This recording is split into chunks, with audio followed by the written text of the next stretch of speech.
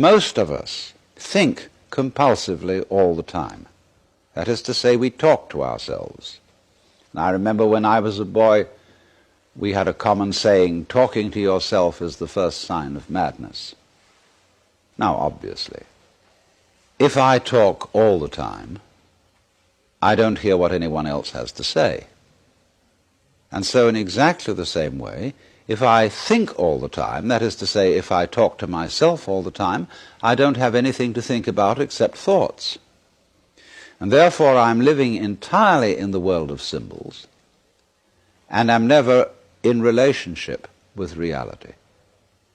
All right, now that's the first basic reason for meditation.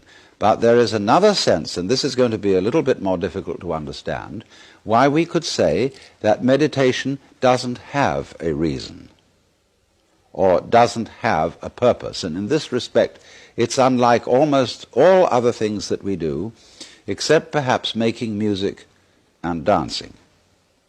Because when we make music, we don't do it in order to reach a certain point, such as the end of the composition.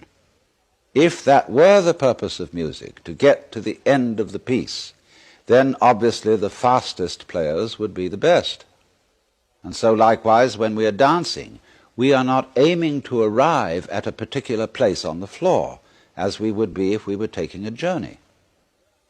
When we dance, the journey itself is the point. When we play music, the playing itself is the point. And exactly the same thing is true in meditation.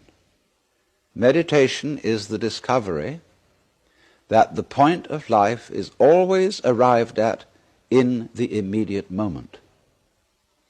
And therefore, if you meditate for an ulterior motive, that is to say, to improve your mind, to improve your character, to be more efficient in life, you've got your eye on the future and you are not meditating. Because the future is a concept. It doesn't exist. As the proverb says, tomorrow never comes. There is no such thing as tomorrow. There never will be, because time is always now. And that's one of the things we discover when we stop talking to ourselves and stop thinking. We find there is only a present, only an eternal now. It's funny then, isn't it, that one meditates for no reason at all, except we could say for the enjoyment of it. And here I would interpose the essential principle that meditation is supposed to be fun. It's not something you do as a grim duty. The trouble with religion as we know it is that it is so mixed up with grim duties. We do it because it's good for you. It's a kind of self-punishment. Well, meditation, when correctly done, has nothing to do with all that. It's a kind of digging the present.